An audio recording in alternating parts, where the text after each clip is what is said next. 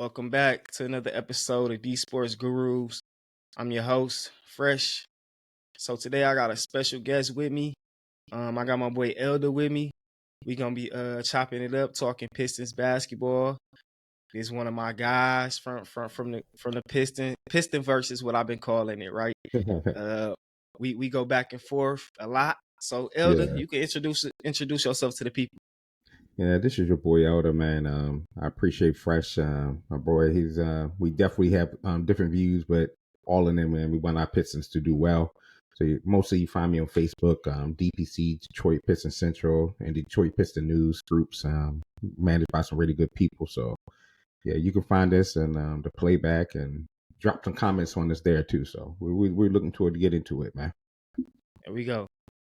So like Elder said, uh make sure y'all comment, let us know what you think about the video. Like, subscribe, add, follow, all that good stuff that you know everybody tell people to do when they watch the videos. So like my man's alluded to, we kind of have contrasting views sometimes, you know what I mean? But Mm-hmm. there's nothing wrong with having opposing viewpoints, you know what I'm saying? They help you kind of sometimes see stuff that you might not be looking at in different angles. So I kind of want to hear Elda's angle and how he been seeing things. Basically, the Pistons been struggling. If you're a Piston fan, you know the Pistons been struggling big time over the past, I guess, the whole season. We Yeah. could say. So we kind of trying to figure out what's going on, what's the issues, what's the solutions. So Elder, what you seeing and how you feeling about everything? Yeah. I mean, it's nothing that we don't know, and nothing that people haven't been talking about. Like right now, we're bad.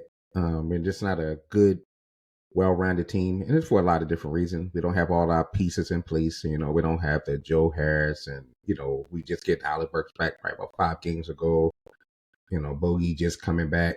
We may or may not ever see Monte Morris, and I know that that structure was supposed to be that veteran presence to bring to a young team, and you take away those pieces. These are the kind of things that are just going to happen. A lot of weight has been put on Kate Cunningham as a whole. And I think that his expectations is to be this person who can just win anything with anybody.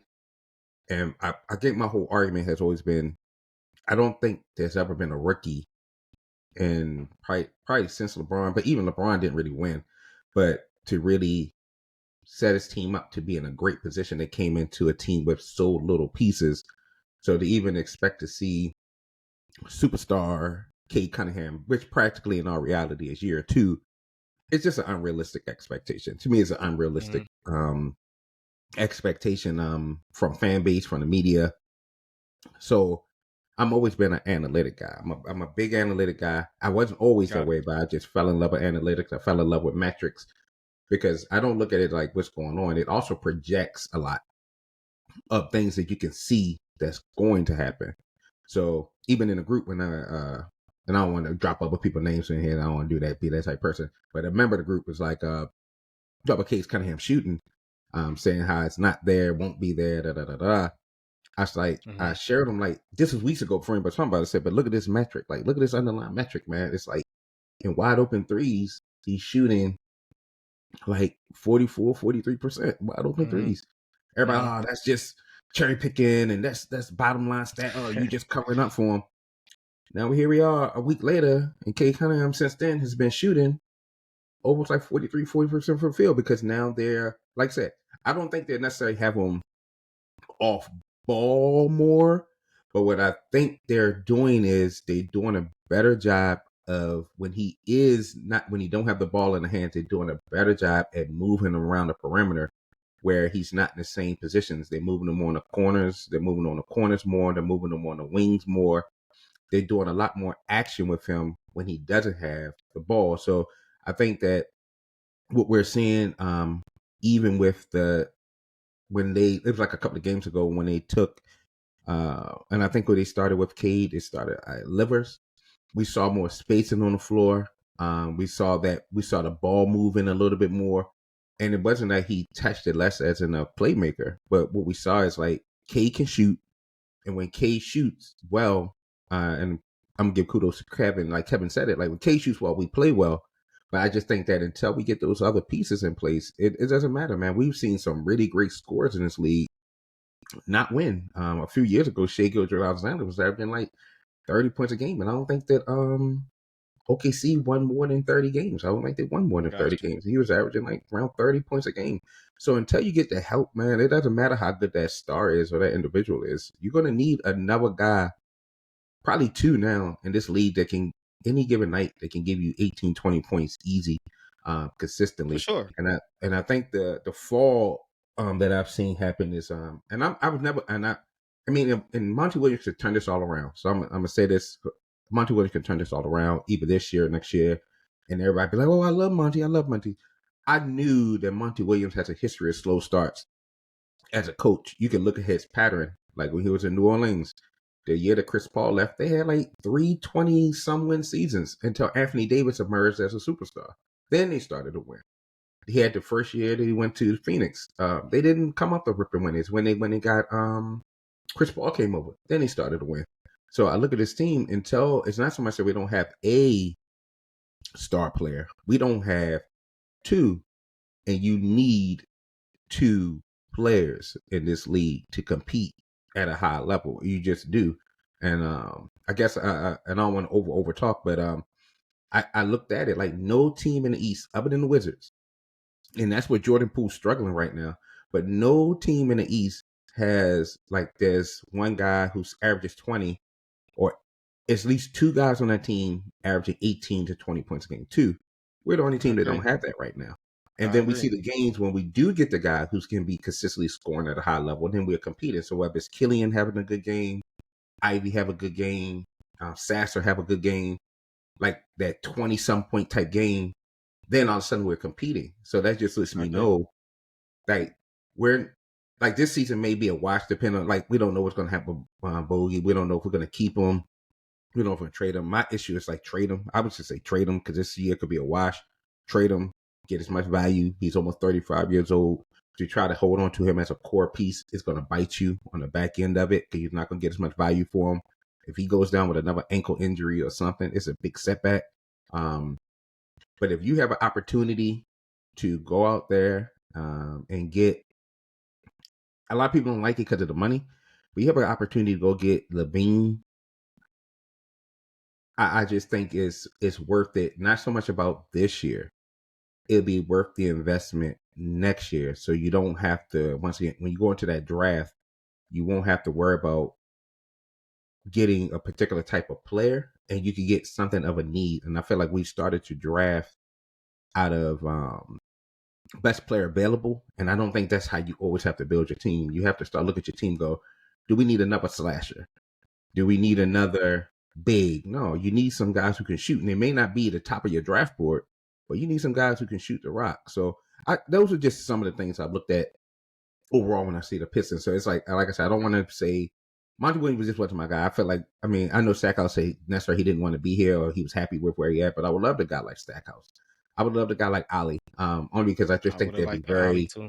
passionate, just very, very passionate. And Exactly. I think Monty Williams, and there's no knock on him or anything. I just think life. You can see him. He's like For sure. he's like little Casey. He's like young Casey. He's like very For laid sure. back, For sure. very. It'd be different if it was like a Stackhouse or Ali. They'd be turning some of these guys about defense, man. They would be in them, man, and it would be a different type of passion. So that's just like I said, Gotcha. some snippets. You know what I mean? Gotcha. So my pushback to that would be is I feel like the fan base kind of get caught up and looped into these different conversations with different fans, and it kind of start looping into morphing into something that it Yeah, probably wasn't even meant to be in the whole entire beginning, right? What you just said, starting off leading from the beginning, I never disagreed with you. I never disagreed with any of that. We know young players take time; they're gonna need time to develop and all of that type of stuff. yeah, I think I think I think still as the number one pick is certain expectations. Even not even as the number one pick, but as the leader of the team, is certain expectations and certain criticism that's gonna come with the territory. And correct. I think I think K was warranted of a lot of the criticism that came his way. When we just look at the metrics, the metrics were Mm-hmm. showing, you feel me? Like he was so let's just talk about the play, the eye test, right? Okay. Because I feel like over the past couple of games, we seen a little bit of a different K. Now, we got into debates. People been debating whether it's off ball or on ball. Well, Mm-hmm. a lot of people noticed that it was a little off ball. I will say the past game, it wasn't. He was a little bit more on ball than it was the previous game. But the previous Mm-hmm. game, he was more a little off ball. And I don't think it's necessarily about him necessarily being off ball. Right. What you could see is early in the year was K was doing too much. I agree. And because he was doing too much, it was affecting his game and game performance, like on a big time level. Like you could tell he was tired. You could tell he didn't have you feel what I'm Yeah. saying? He didn't have the stamina. And I just don't feel like with the roster that we had and the pieces that we had that he was built to even do that. Right. So it wasn't necessarily like it was a criticism to K. It was more so a criticism to Monty because Mm. as the coach, you should be. We got a lot of data. We got a lot of film. We got a lot of stuff, and he's privy to it better than we are. You right. I feel like he should be analyzing some of this data and should have been making some adjustments. Now, one thing that you said that I felt was key, and this is the reason why I've been on Monty head, because I felt like from the beginning he wasn't, and maybe he didn't really feel like he had the players to fill the roles that we actually needed to be filled. Because, like you said, in this league, you gotta have 2 to 3 scorers, and I feel like if you're not assigning the role for those guys, like, hey, yo, I need you to come give me 20 a night. Then how's the guy supposed to come give you 20 a night? You know what I'm Yeah. saying? Mm-hmm. And we know we need that. Like he don't know he's supposed to come in there and be aggressive or whatever the case may be. And that doesn't necessarily help the team. Right. Right. And because of that, what you saw was in the play style, K didn't move the ball as much. Like he just took it upon himself to try to go get his. And I'm not saying there's something wrong with that because K is probably our best player. Like, you know what I'm saying? Like we could just say that. Like he's the best player. I'm not saying that another guy should have more shots than him. But when we looked at the shot discrepancy earlier in the season, it was like K was almost at 20, Mm-hmm. right? And the next guy was like at 8 or 10 or something like that, right? And the efficiency wasn't aligning with that type of, you know what I'm saying, metric. He wasn't shooting. Like he's come on as of late, the past 5, 6, 7 games, right? He done got those percentages up. It's looking a lot better. And like I said, I feel like it's because he kind of relinquished some of that. All right, I'm gonna initiate the offense.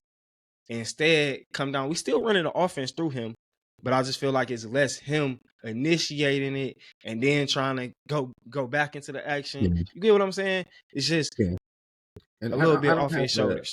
and I don't have all the metrics to break it down, but I'm just like I said, eyeballing. In the first 3 games when we was looking really good, even when we lost to the Knicks, to Miami, and we could have been like 3-0. What was happening is we ran so much of our offense actually through our bigs. Meaning when I say through them, a lot of pick and roll with Doran that really was messing the league up. And at that time, that's when Stewart was still, I think he was around like 13 points a game, maybe like 13 points a game, but he was doing the threes and he was popping and he was picking, but a lot of the offense was Cade screening and rolling with Doran and the big. So the teams were actually playing a lot of one-on-one. They was playing us like actually they was manning up. Right. Cade, I'll give Cade his efficiency of his turnovers. Yeah, I'm definitely gonna give Cade, like I always said, I don't make excuse for the turnovers, but I kind of watch the game, so I look at different types of turnovers. There's the offensive foul turnovers, that's like pushing off, they're stepping out of bounds stuff, and then there's the times when he's gotten picked, like the defenders literally took the ball away from him, or they came up behind him, or his handles are loose, or he get into the paint and he tries to pass out of it, and the ball gets tipped and somebody steal it. Like those are some bad decisions that I think he made. Right. What we saw during this losing streak the teams have done, especially when Burke went out, they all started to drop. Like they just started dropping the paint. They're like, we're not gonna let you pick and roll us with Doran all day long. Mm-hmm. And what we're gonna give you is this: we're gonna give you Stu.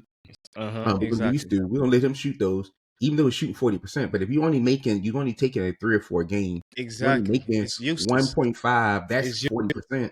You know what I it's mean? useless. That's not gonna That, kill you. You that's know? my knock with Stu. The biggest knock I have with him is like people talk about his defense, but it's like the trade off offense for defense Correct. is not a net. It's not a net positive. So it's like, No, it's what we not. doing? What we doing there? I'm not always into it, but I always look it up. Like, so when you look at the pie, when it's the player impacted efficiency, Stewart, out of all of our starters and major minute getters, he's last. So he's last on all the people who are part of our regular rotation. So our 10-man rotation, he's last in efficiency in that area.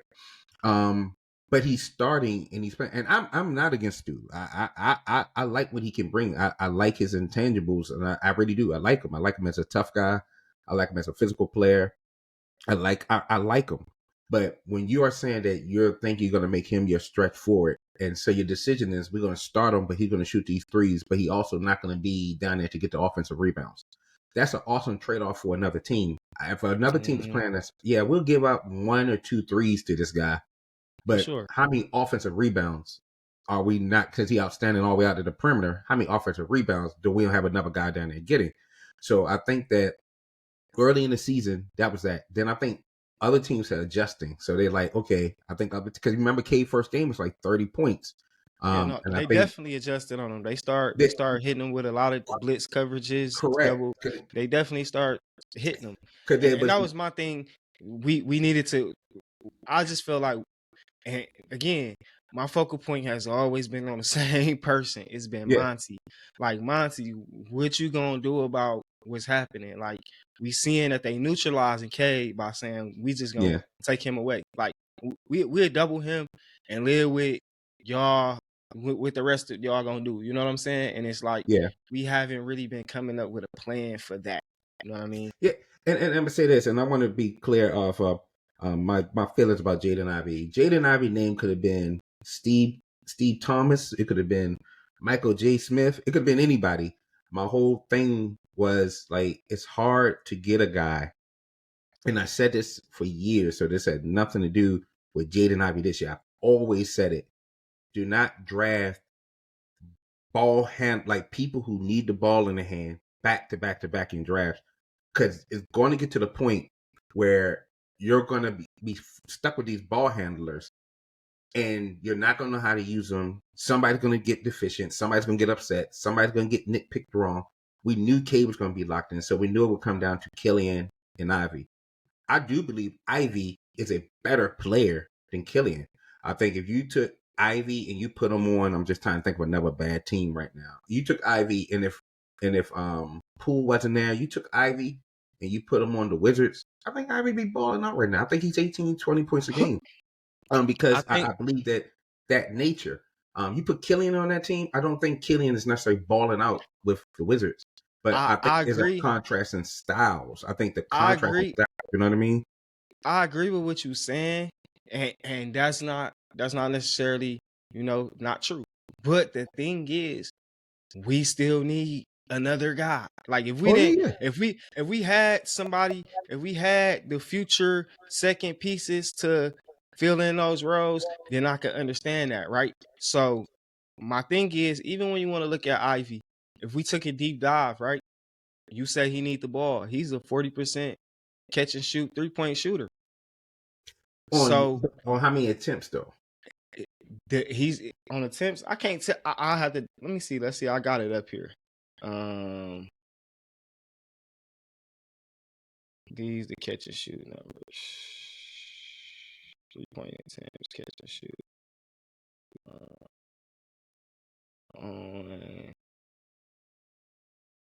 On 2 attempts. Yeah, 2 attempts, see what I'm saying? Game.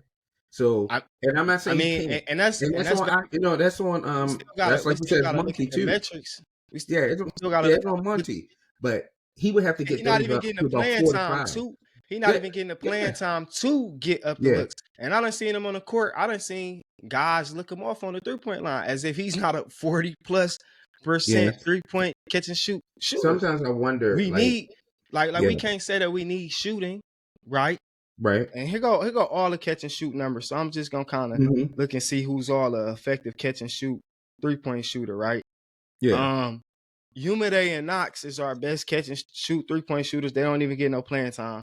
Right. Sasser is at 46%. Right. He's the next best. And then the next best is Jaden at 40%. Right. So it's like we can't say we need certain type of things and we not actually utilizing them. Not only do you need shooting on the court, but you need secondary scorers. Right. My knock has never been to anyone but Monty on identifying these things, right? So even when we talk about his approach to coaching, right? I feel like I wasn't really even feeling. I'm not saying like I saw some video clips today that was posted all in the groups, and it was a guy, he was going a deep dive on the Pistons defense, and it just looked completely horrible, right? Right. So I don't want to say like defense is not important, but I do want to stress that we are in the NBA that you got to have offense.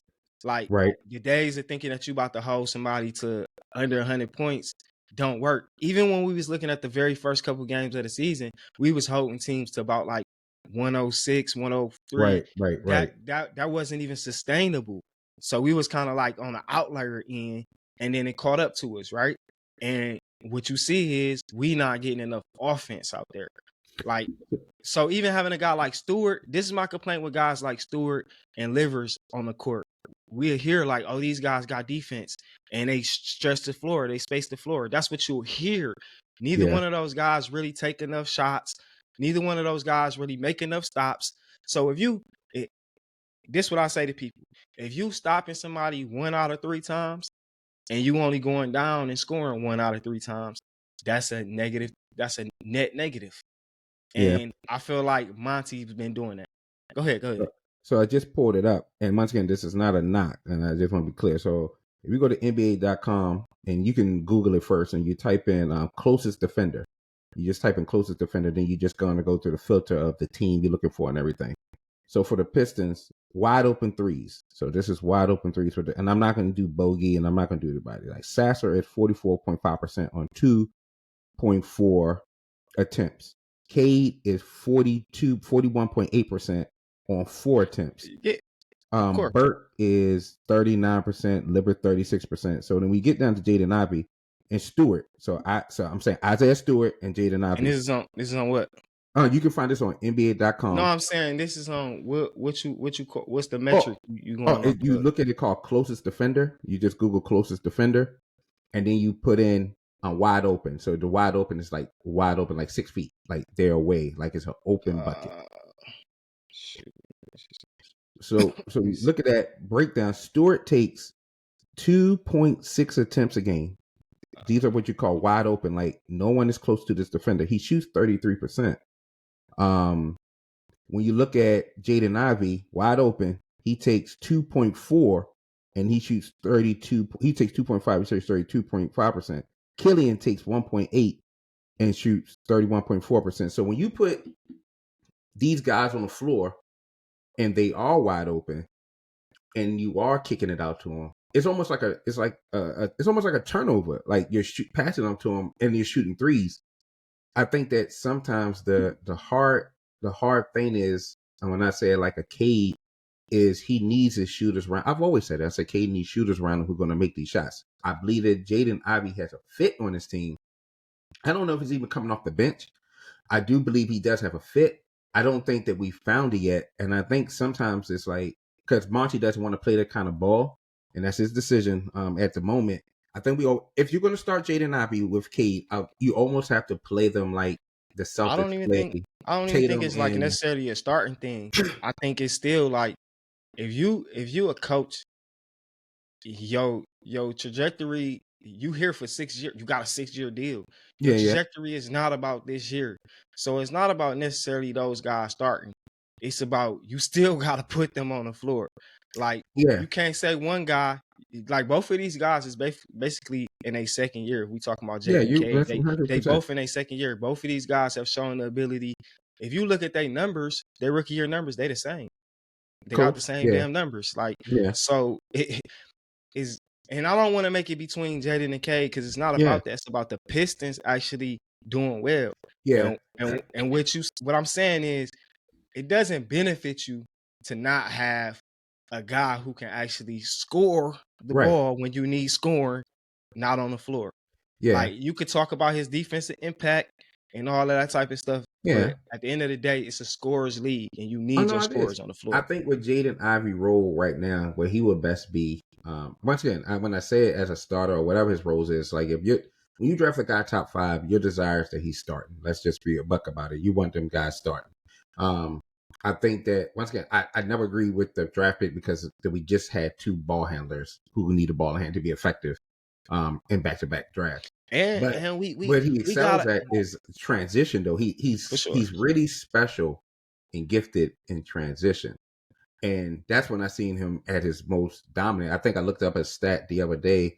I don't want to be trying to scroll through it, but I looked at a transition stat the other day. He's like clearly our best transitional player. Like, he's our best transitional player. Like, north to south, he's our best. But I think when he gets into the half court, that's where we haven't found a creative way of getting him those same looks. You know what I mean? Is that just the memory? Like, I feel like some people thinking about what they probably known of him. If you look it up, he's one of the best finishers in the league this year. Yeah. Like he can get to the paint and get where he wants whenever he wants to. I just feel like as a coach, you need to be utilizing what you got. Like, you can't sit up here and like you got a 17 game lose streak. You can't sit up here and be like, nah, I like this style.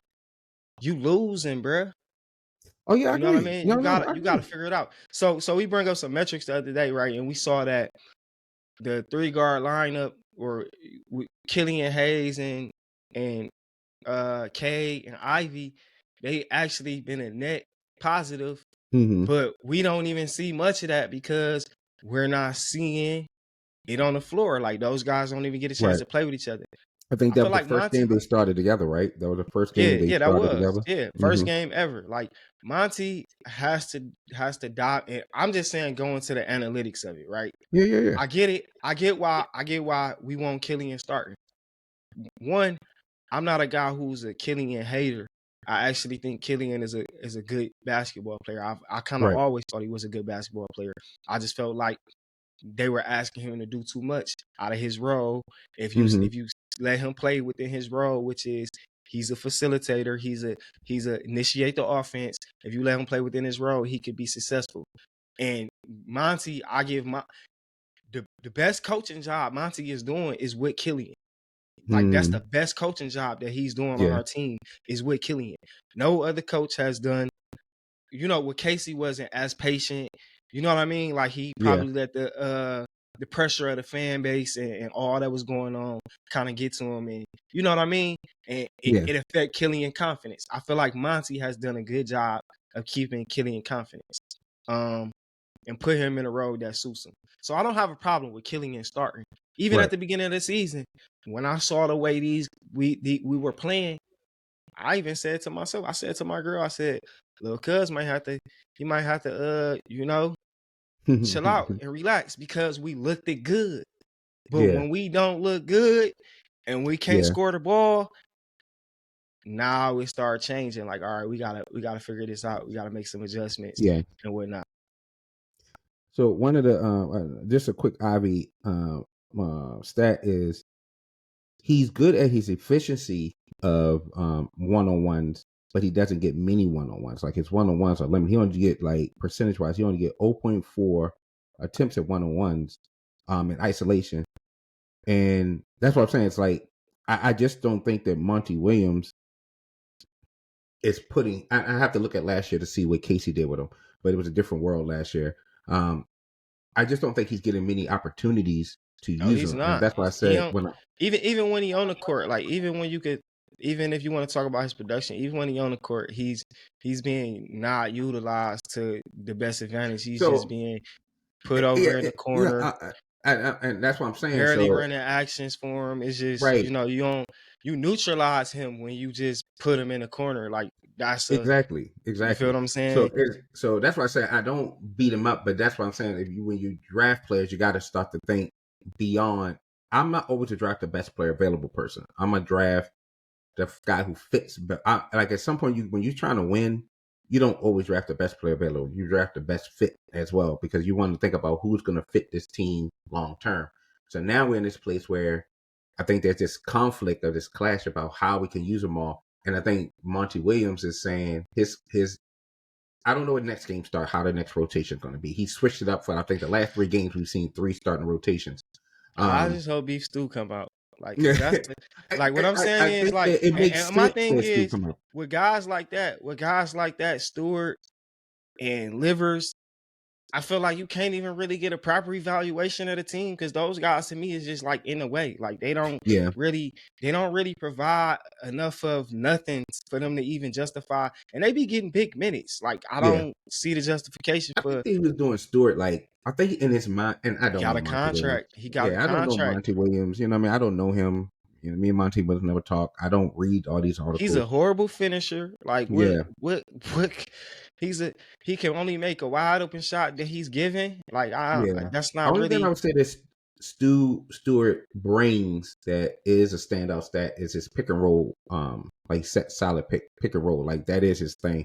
Um, and a lot of guys not there, and we can see like even Doran does a lot of like moving, still getting a lot of moving fouls oh and those yeah, type for of sure. things. He get So I 3 of think them a game. if you had to choose A or B, but I would definitely be like you do have to send him to the bench and start Bogey, and that opens up the floor. Now, what you lose a little bit, you do lose a little bit of weak side shot blocking. You do lose a little bit of that rotation guy, but what you gain is just an offensive weapon. And I think if you start Ivy with Cade, with Bogey, with Killian, if that's what you decide to do, I think you will see a more up tempo offense. But once again, I For think sure. that floor you got, if you're going to keep Ivy in the start lineup, you literally got to let him do what he does best, and that is ISO go. Give him the pick and roll like he did in college. He does need a little help sometimes on the screen and go strong to the basket.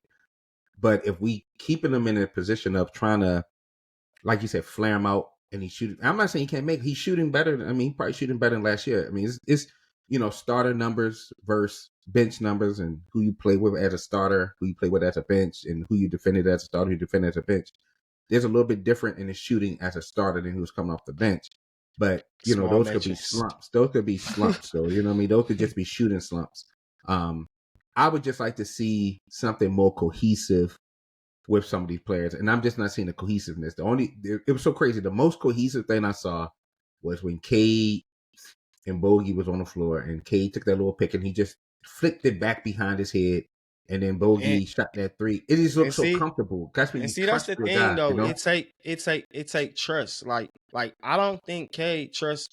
I mean, this is no knock to Cade, right? This could just be his personal feeling, right? I don't feel like he trusts his teammates as much, right? Even when I look at a guy like Ivy, you'll see Ivy always look for Cade. You'll see him. He'll look for him, hit him.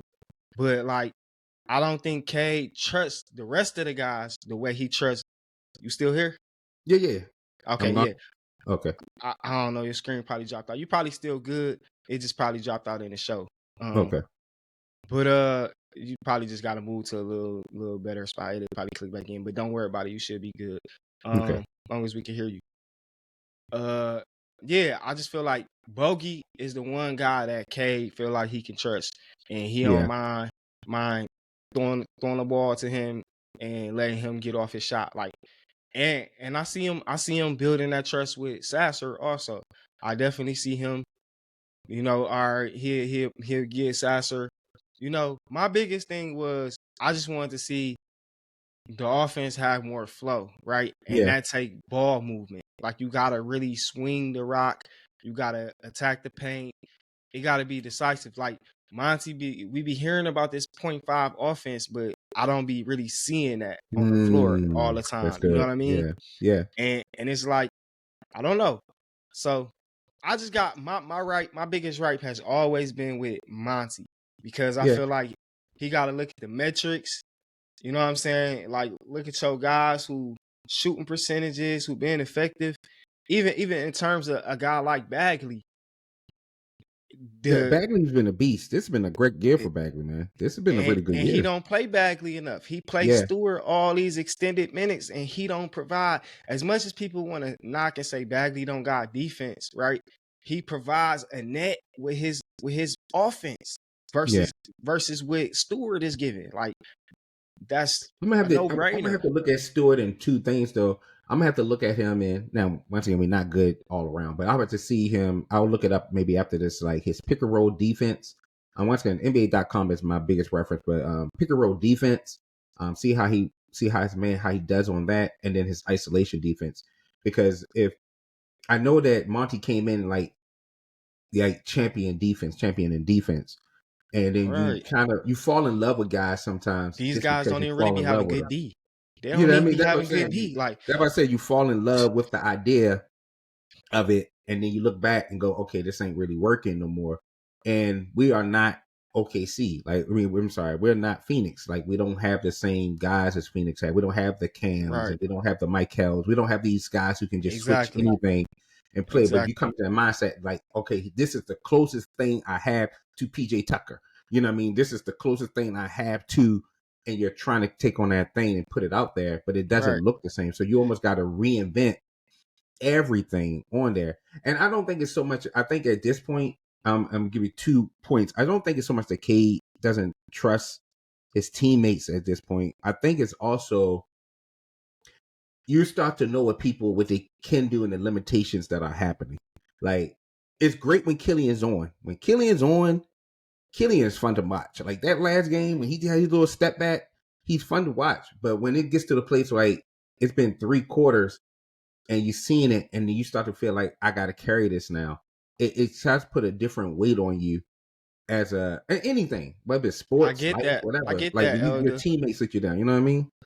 But you got to be able to handle that. If Yeah, you gon' yeah, if you gon' if you gonna say, fuck it, I'm gonna go get my shot. You better go get it. Like, that's been my only knock on it. Like if it was netting positive results, we wouldn't even be really talking about this. We'd be talking about how awesome Cade is and he the next Kobe. You know what I mean? yeah, Or whatever the case may be. But what I saw was, and this goes all the way back to Monty. I always take it yeah, back to Monty, the head of the snake, right? You can't stress defense and stress good principles and all this, right? And then we don't play with good principles. Like, yeah, we offense to me is not about a guy making a shot. It's about having the right shots. It's not yeah, about whether you make them.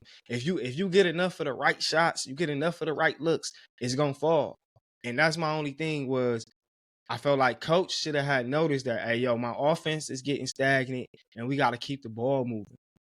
Like, if my star is struggling, then that's the counter to it. If I don't got the secondary person to step up, we got to start moving the ball to try to create some energy and get some flow. And I just feel like yeah. coach has kind of been failing us on that end of the court. Yeah, I can see that, and if I had to play the devil advocate with Monty, and then he And says, it okay, shows up. It shows up late games, right? We can hide it throughout the game, but late games is really showing up. yeah, and like I said, and I'll play the devil's advocate on Monty's behalf, so it won't be just like full bash Monty. And sometimes it comes down to, like I said, I've never said Cade is perfect. Cade doesn't make mistakes. He doesn't. But some of the things that are happening late game, it literally is teams saying, we know we can squeeze them and we know they're going to For crack. sure. And it's a young team. Like they at this point, and I could go down the whole thing about tanking and having a losing tradition and no expectation. But this is what happens after, like, we've been bad since the last time we made the playoffs and we lost to the Bucks. So we've been bad since 2018. So the expectation is tanking, losing, tanking, losing, tanking, losing, and take your time, take your time. So now you start to draft guys, you develop guys, and no one has that killer winning instinct. Even though they may have had it in college, they may have had it in high school, they don't have it here because they're so used to hey, we're resting guys. We're taking the last 10, 15 games of the season off because we're trying to get a lottery pick. That creates a losing mindset. And that's not Monty's fault because he sure. walked into that. But it is what he has inherited. So when you do get punched in your mouth late game, you don't know how to win late game because you don't have that instinct. So I'm not defending Gabe for no turnovers, bad shots, blocks, or nothing. But what I'm saying is when a team decides that they're going to take a certain type of player out, they're going to take you out of that game unless you are a massive 3-point shooter. When you become a massive 3-point shooter, when I say massive, like you're taking 10 a game, like Curry. And I'm talking about if you're not an uber athlete, like the uber athletes, the LeBrons, the Ja Morant, those are the uber athletes who just gonna do what they want to do, blow past you, do what they want to do. But when you talk about the Devin Bookers, Lukas, those are not your uber athletes. So they rely on taking 9, 10 threes a game. So that's how they're gonna punish you. And then when they make you press up on them higher on the floor, once they step up higher on you, now they can beat you in the ISO because you got to come so far out on the floor on them. Unless I said early in the season, unless we expect Cade to average 30 plus points a game in his second year, for me, it's his second year. Unless we expect that, this is kind of like the results. So even when he was doing early in the season, he's still climbing back up now, but he was doing 24, 7, and 8. And we was like, 24, 7 or 24, 8 and 6 or 24, 8 and 5. We was like, that's not impressive enough. And to me, I start to looking like, what are we expecting from a guy in year 2? I think people was more so looking at his efficiency. He was scoring 24 Yeah, points, but but he I was say so taking the 20, efficiency part 21 it comes. shots. Yeah, you're right. It don't look good when you No, it taking doesn't. you No, missing. you're right. No, His you're right. It 3-point doesn't. But numbers was horrible. Like it. That's yeah, what I kind of meant by cherry picking. Like if people gonna post the stats, you gotta if you gonna post the 22-point averages, you gotta post the I 30 do it. 39%. I'm Oh yeah. not saying like necessary, but like that's what No, people would you're do. right. Like No, you're you right. gotta get a whole full story. Like Yeah. So when you that can't say article he lead dropped, the league. He one of the only guys averaging 20 and 7 and 5, but then he leading the league in turnovers. Like yeah, and then and it's this is just also what I said too. So, but when he starts to turn it around, we'll get stuck on, he's turnover prone. So in those first 5, 6 games, once again, he has no help. He's turning the ball over. Guys have yeah. missed all of it. And 5.5 that's no turnover knock to game. him. That's no Right. knock to him as it is a knock to coaching staff. Y'all don't Yeah. see this? But It's like I like said, I think until this team, I say we're starting to see Bone. I don't know if Monte Morris ever coming back, but I think to see Bogey, Burke, and that's gonna take a lot of pressure off of him with Bogey back. That's gonna yeah, take a lot of pressure off of I him. think it's going I to help the think they team should as a keep him on whole. the bench just because we see that we got a huge drop off when we. I mean, I don't know. It's a lot of ways you could You play think you that, would keep right? Bogey You could. on the bench or you would start him? That's why I just said it's a lot of ways that you could play it because you could stagger. You could think about different ways to stagger different players and stuff like that. It's really up to the coach, but I just haven't really had faith in how he Yeah, yeah. mix I, and match and do his yeah, thing. my only thing I would do, I still believe that we have not run like kind of like how the Dallas uses Luca. They run Luca And off of Kyrie, double screens, double picks, and they're allowing him to make the decisions with I saw shooter. a few double picks. Yeah, I'm just I saying. seen him Yeah, trying to run a few. yeah, just a few, but you're not seeing this at its high peak, and I think that's the only way you can put that weight on one person. But when you are, and Kay had some bad games. Excuse me, he had some bad games where he was in foul trouble. It's a lot of reaching, little things like that he doesn't need to do. He's been better in the last about 5 or 6 games, like being more just better. But that even showed you like when Cade plays at a high level, which we've seen in the last 5 or 6 games, and then even the Bogey coming in his first game back, he wasn't great. I think he only made 1 3. I think it was like 1 3 or something. I'm not sure. How Who, many threes he Bogey hit or that game? K? How Bogey many or threes did Bogey hit the last game? I feel like he was a little bit off. he took a Maybe I bunch of looked at the them. wrong stat line. He took 9 of them though.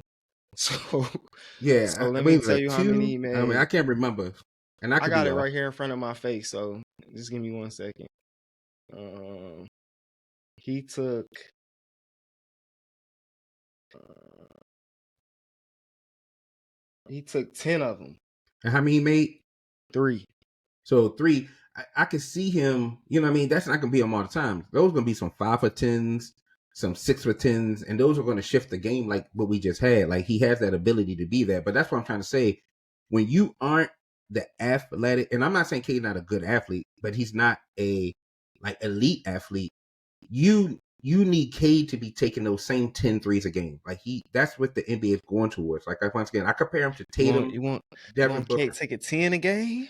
I'm just saying, if we want to see him go to that place, like that place as a I scorer, wouldn't have a problem with him taking 10 a game if he catch and shooting 10. Like I love Kate off the catch and shoot 3. Like I love him off that's the where catch he's and shoot strong at. 3. I But don't like him really off the dribble pull up 3. Like he should yeah, stop taking a lot of those, you know what I mean? Unless it's just like wide open. but But we catch talking and about shoot 3s, I evolution. love him off the catch and shoot 3s. Yeah, Like right he's now that's good. money. But we want the evolution of that Yeah, I mean, position for eventually, him. yeah. I'm not Yeah, saying like never. That's not what I'm saying. Like yeah, when I say I don't want him taking 10 threes, that's not what I'm saying. I'm not saying like never. I'm just saying like at this point until he like it's trending up lately, right? yeah, I can't say it's not trending up, right? yeah. But until it's like solidity, like I feel like you got to be like a 40-point 3-point shooter legit to be taking 10 threes a game. And I just think that. But when you think about, like I said, when you think about the evolution of that position, and like I said, people I compare Cade to, they're all around that. I compare They're him around to that LeBron. 7-8. They're around that I seven compare eight him to per game. LeBron. Like Are I you compare him comparing to to LeBron? LeBron. I Man, give him. when I first saw K game at Oklahoma State, he plays just like LeBron. Like he's a LeBron Mm, type of player. Like he'll make except I feel like this year he switched. Meaning like in his rookie year, I used to be mad at K because I wanted him to take more shots. Like, yo, take more shots, take more shots. This year I kind of wanted him to tone it back down. You know what I'm saying? But I'm gonna say he like Luka more so because Luka is like the scoring version of like a Brown, in my opinion. yeah, What like a Brown player is like. yeah. And I just believe that that's the Play only way we're style, going to not see. necessarily like athleticism, but play The only style. way I could see us like, and I'm saying Cade, and when I say Cade is to elevate the Pistons, it would literally go from Cade just have to go from 5 threes a game to about 8, like legitimately. But like you said, still shooting between like 35-37% for threes, because that's when you start to scare defenses, and they start to say, as soon as this man pass half court, he's a threat. Right now, they're not saying as soon as he pass half court with the ball in hand, he's a threat. We don't have to press up on him. They're saying like he's the best player on this court, and he can get his bucket, he can get his own. But it's a different type of when you open that floor up the way that Luka does, the way Tatum does, the way Booker does, and it changes the dynamic of the way a defense plays you, and it means that how they have to play everybody else. So I think that will be the evolution of Cade. I think that right now with the pieces, like when you start and I love a star. I think a star is dynamic. But when you say you're gonna start a star, and that's what I think Monty's looking at now. Like, let's start a star. Star's an awesome athlete. He's a hustler. He plays hard. He's a grind. He's gonna get the rebound. But when he's left open, that man shoots 12% for threes wide open. Like defenses are gonna be like, it was great they hit that one the other game, but that man shoots 12% for threes wide open. Teams look at our analytics. They know who to leave open. They know who to press on. These are the certain things that I think that will help the Pistons move forward. So when we say solution based, I will go back to the solution would be, if you're going to start Ivy, I would love to see it almost like the way the Celtics do Tatum or when I'm gonna say this, start Ivy, or when you play Ivy and Cade together, either start them or they playing them together in the sharing minutes. You almost got to treat it like Tatum and Brown, that you have to trust that either one of those guys can get their own bucket at any time. But you I almost got agree. to, in that time, you got to say, okay, when Ivy's got the ball, Cade, you're running decoy, you're flaring, you're moving, and while you're flaring and moving, the defense has to follow you. And now somebody runs over there, Stu, Bagley, whoever, give Ivy that same pick, and Ivy, you need to go, like get your bucket. I think Right. that right I now, agree. and then it has to be the mindset also. And I don't know if Ivy confidence is shook by all the stuff that's going on, the rumors. I don't know. I don't know about all that. I'm not with him. But if he shook, but like when Sasser comes in, Sasser like, I don't care. I'm shooting. Sasser like I'm getting my bucket up. I He think it's more so. carefree. I think more so that has to do with Monty. Yeah, Like if you can't never like my biggest knock with how Monty has handled Jaden this year is not about him starting, man. It's about that he don't let him get a rhythm. Like if you yeah, don't let your player get no type of rhythm, he's no good for you. Like and he don't let him get rhythms. Even when the games that he started, he didn't let him get rhythms. So it right. was like, what was the point of him starting if you taking him out before he can even catch a rhythm? Not running any plays for him is useless. You neutralizing him. And I just haven't really liked it the way Monty has approached to using him and taking advantage of it. Now, when we talk about him starting, it's not necessarily that he got to start.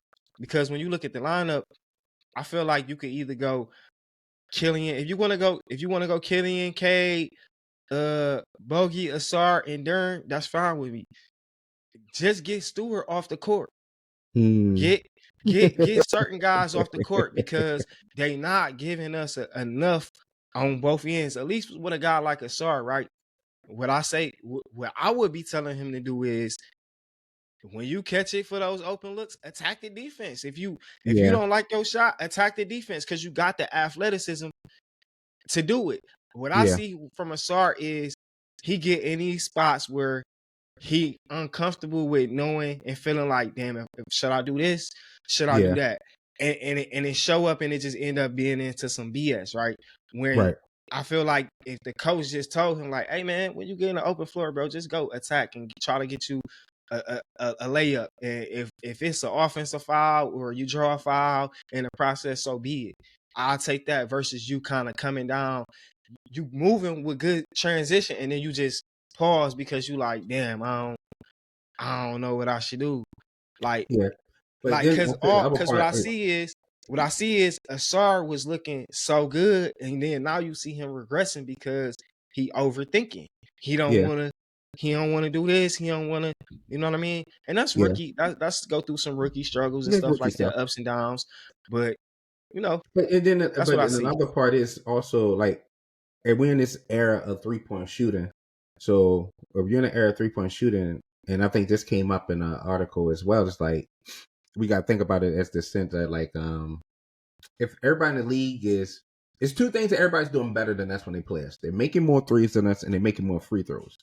We are making more twos, but just by Can't math, bring it to the we're line. going to lose. Like for every two and a three, for every time teams like this was like the last game. I think the first time we had more free throws than the other opposing teams. Then we missed the most. The first time we started missing them, but um, it's like this the science of how we're playing of attacking for twos in a 3-point shooting league is killing us. We're going to have to make more threes. We have to get more easy back. That's why I said I think that's why Ivy can kill us, can be the booster in transition. We got to get more easy baskets. Like off of the miss, we need to go faster. I do off of the makes. I We think that definitely that's what I do. would We say. If gotta I was to have a push. quick fix We gotta push and off of transition. the misses, if Ivy's on, Ivy should have it. Like, get that ball to Ivy and tell him go. Off of misses. I think off of the makes, take the time and slow that offense down and put it in For Cade sure. hands I and agree. kind of move it. And I think I if you agree. could find a healthy balance, like just like off the miss, give it to Killian. Go. Killian's going to push it. Go. Go.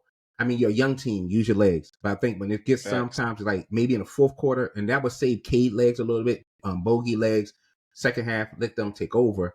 More of like be more physically dominant. We haven't even seen how good K can be in the post yet. We haven't seen what Bogey can do in the post yet.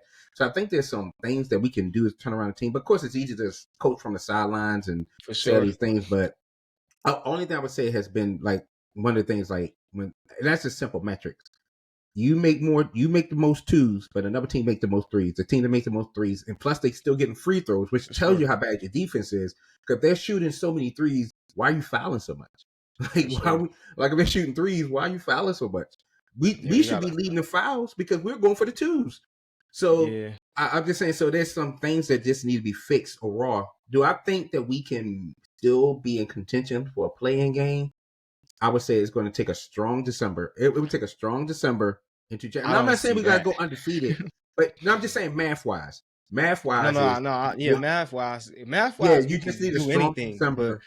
And I'm not saying to be in I just, contention for it's playing. I'm tough. not saying no. I'm not saying make it. I'm saying that when we're not giving up in Let me look at March. the standings. Let me see how Yeah, far like it out got we to are be to the actually. place where, and me and Kevin was talking about this. It's like if it's in the last, like if the season over in February, you then nobody's going to take us seriously anyway. Like, but if we can kind of get to the place where we can get into some type of nice little streak of 5 in a row, maybe lose 1 or 2, get At this another point, 5 it's in a not. row. It's you still could turn your whole season around at this point. Like Yeah, just and looking I'm at how saying many games. it would take a momentum of like winning 5, maybe lose 1 or 2, win another 5, win the 1 2, go back to backs, and then you can kind of scratch it to the point where you say, "Oh man, we only 5, 7 games out. Now we can fight for this." I'm not saying make it. I'm saying It's get gonna to the be place tough. where you are fighting, that you feel like you're competing for something. Right now, I will say I see them getting some more wins. You know what I mean with Bogey. I feel like he do should you be able think to we're help going us to get get some more Levine? wins. Do you think we're going to go and Um, get Levine? I'm not really one of them people who kind of eye the trades or pay attention to the trade talks and stuff like that. Like it's too much money and too much factors into it. So I don't really pay attention to the trades. So, If that's something they want to do, like I think it's a good fit.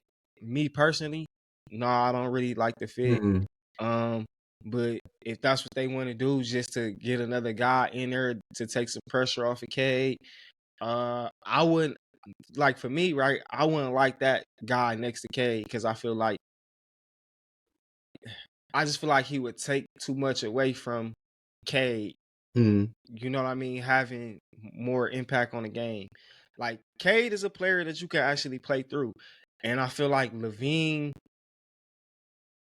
at this point in his career, he kind of built himself as a player that he can play through. You yeah. could play through, right?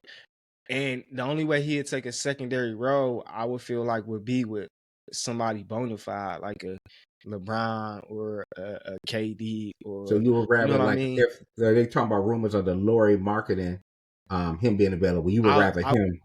that's a much better fit. Like first of all, he checked the box for what we actually need a damn Yeah, stretch for. Like if people really paid attention, like that's what's fucking killing is that we don't have the real stretch forward that you actually need in this league and whatnot, right? If we had that guy who could actually defend and space out and actually, maybe put the ball on the floor, basically a Laurie marketing. If you had that yeah, type of guy, then we probably could alleviate a lot of the stuff that we go through. We probably could primarily just rely on K as the focal point as a scorer and just get enough guys to contribute 17, yeah, 16, 18. You know what I mean? yeah, But without those bolstering pieces, I would have loved for us to get John Collins. Like I don't know why yeah. we wasn't all in on getting I John thought we'd Collins. be a little bit more aggressive with him too. Cause Stewart, like I feel like we get letting this guy handicap us. Like Mm, I literally joined these Piston groups to talk about my discussion, my disgust for Stewart as a player for us. Like, why is this guy playing so many minutes? yeah, Why is he's not a good finisher? And this is stuff that I saw from looking at his draft tape. Like nothing yeah, about his draft tape said I need this guy. Like nothing yeah, about that tape told me I needed him, man. So, yeah. uh, you got any last remarks? We Yeah, can let me kind of get these long with last. it for Yeah, a this minute. last thing. I think my big thing is a fan part, and people can. And I know you're like, oh, and I know it's like us just banter and not back and forth trolling each other. But Oh yeah, I for think sure. It's all sometimes, good. yeah. I think sometimes people they misconstrue like my perspective. Okay, I'm always going to defend the Piston superstar, not to the point that they flawed. I think that sometimes we get our expectations get unreasonable for certain type of guys. Like when people say, "Oh, y'all say Cade was a generational player." Nobody called Cade a generational player. We called him the Mm. best player in that draft, and he is the best player No, in that draft he's by definitely the far. best player in that draft. By far. And you can argue the year before when LaMelo Ball, who's now balling out, but LaMelo Ball is finally out, but this is like his third year healthy. Now we're seeing him, and I can see Cade being in that place where LaMelo Ball averaging like 27, 20 points a game, whatever he's averaging. That's where I see Cade at. And I just think that as the team, as like LaMelo Ball, they took and they put some good pieces around them. I just think that that's the same thing that the Pistons need over here. And I think that where people have a misunderstanding of analytics and metrics, and like I'm gonna say every Piston game, but pretty much I watch every Piston game where I can literally You must be look at watching a all of them number. too. I can literally look at the numbers and I can project how it's going to go for the next several weeks. Like that's how good you can. Not saying how good I am. That's how when you look at certain numbers. That's why I say I can see trends, and I say, oh, he's trending here. Like this is happening, and then it happens. So a lot of times when I post things, I'm posting stuff based off what I'm telling you is going to happen over the next. And I can say this is a decline type of thing that you can see that's going to happen because it's patterns in the numbers, and it takes a certain amount of games. So even when we say things like the cherry picking or good ever. Like if I look down the list, and I'm sharing this with Kevin, I said, Kevin, look down this list, man. It's been 15 games or 17 games when we had talked. I said, if like out of those 15 games, you've seen 10 of those 15 games or 8 of those 15 games, and K was like incredible in 8, he was good in 4, and he was bad in 3. He's more towards that type of player. Now, if he's been level, if it's 18 and he's been 5 here, 5 here, 5 here, then you say, all right, we don't know what he is. We know that a man has a high ceiling. So that's how I started looking at For guys, sure. evaluating them.